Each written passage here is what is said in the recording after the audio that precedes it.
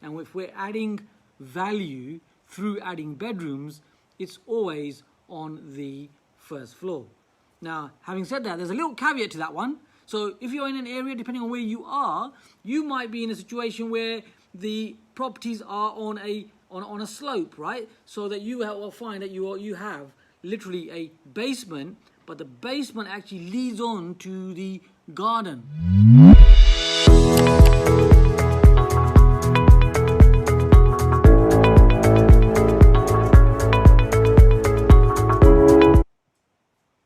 Hi team, it's time for the weekly Q&A, and if you're joining me for the first time, my name is Cam Dwivedi. I'm the founder of Premier Property, and every week I answer your questions, and we're going to jump straight into them right now.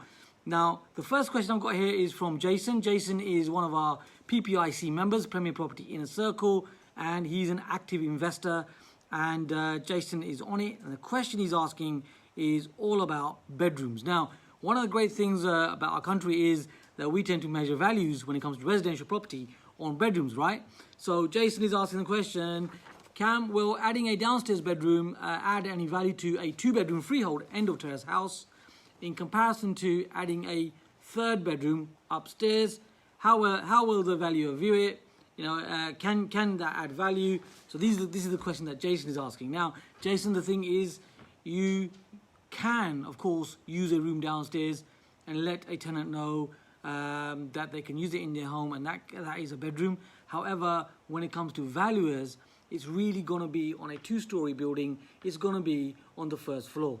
So the ground floor, a valuer will not assess it, in my experience, as a bedroom. Now, we do a number of conversions when it comes to residential properties, and if we're adding value through adding bedrooms, it's always on the first floor.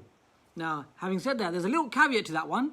So if you're in an area, depending on where you are, you might be in a situation where the properties are on a slope, right? So that you will find that you have literally a basement, but the basement actually leads on to the garden.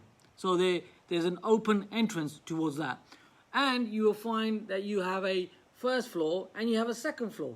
Now, in instances like that, where you've got a 3-story in effect, then you could use the level that you walk into, which technically is the first floor, if you're following me here.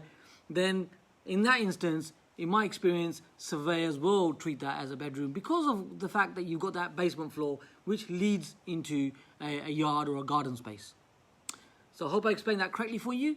And so traditionally on a 2-story, it's got to be on the first floor. Great way of thinking, Jason. I like your thinking. It's brilliant. Now, moving on, we've got a very interesting question by Ellen. Keith's got a good question as well.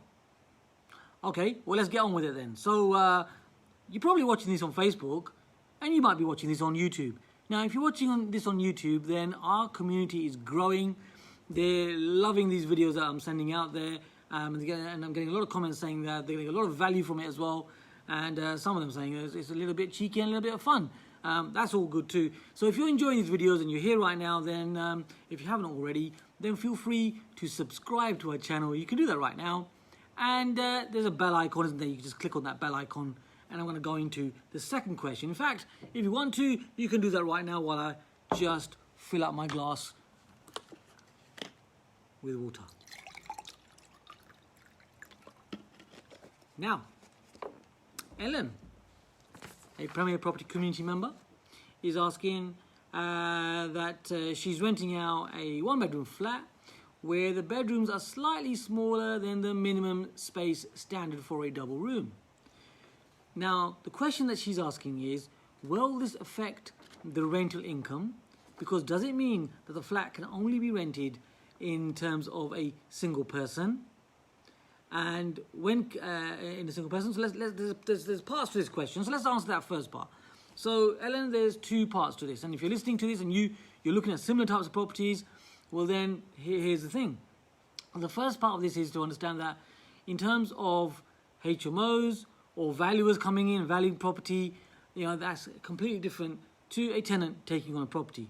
So if, in my experience, if the bedroom will take a 3/4 bed, nice little hack there, a 3/4 bed which looks like a double bed, allows more space in a bedroom, and you know it gives a larger space to that room, then in effect you've got a double bedroom, aren't you? And typically tenants will accept that as long as you have a nice property, and that works really well. So that is fine. However, when it comes to valuations or HMO licensing, then you know you do need the minimum space depending on the boroughs and out there. You know, some of them are 10.5 square meters, 10.5 square meters, and some of them are 11.5 square meters. So valuers are different sizes that you're looking at rooms compared to tenants which will accept a different type of number as well. So that's the way you can think of the room sizes. So my point is, it's not going to affect, it's not really going to affect your rental. So if it's a reasonable sized room and you can treat it as a double room, you're absolutely fine. Values will treat it differently, like I've just explained. Second part of Ellen's question is all about the flat. Can it only be rented to a single person? So we mentioned that. Also, when calculating the size of bedrooms, do you include the bay window, your area, and do you include the chimney breasts? What is counted? What is not counted? So let's answer this question for Ellen as well. A very, very, very valid question, Ellen, by the way, which you're going to help a lot of people here. So the thing is, when the bedrooms are being measured like this, things like anything that's under a meter. So for example, let's say you happen to have a staircase. So the area underneath the staircase will not be counted as part of the bedroom because it's typically, most of the area is less than 1 meter. So it's below a meter, not counted. Same thing applies when it comes to, for example, windows. So if let's say you've got a window where there's a bit of a bay that comes into the room, the area beneath that window will not be counted. Also, when you've got fitted wardrobes.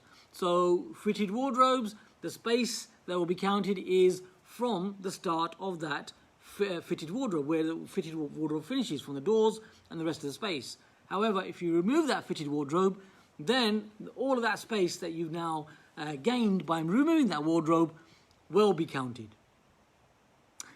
Remember, you can listen back to these and build up your knowledge bank, right? So, look, I love doing this, but I need you to ask questions so that I can assist you with these questions. So if you haven't already commented on any of these posts, then feel free to comment below, especially if you're watching this on YouTube. And I'd love to hear your views. I'd love to hear your experience. And if you've got questions, feel free to ask. We're at Premier Property, Egos at Bay. Ask what you like, and I will do my 100% best, whether you're new or whether you're very experienced, to answer your questions. So Ellen, thank you for asking that. Help a lot of people there on that one.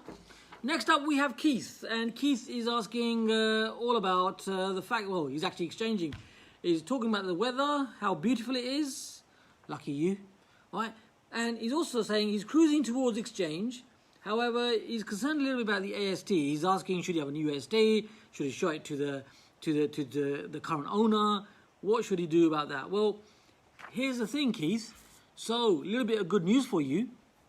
So, what we do is typically when we're taking on new tenants, we're taking on new properties with existing tenants, then what we do at Premier is we will take that tenant on, and most of the time we'll take them on with the current agreement the seller has with the tenant right now, because that will actually carry on to you as of post-purchase.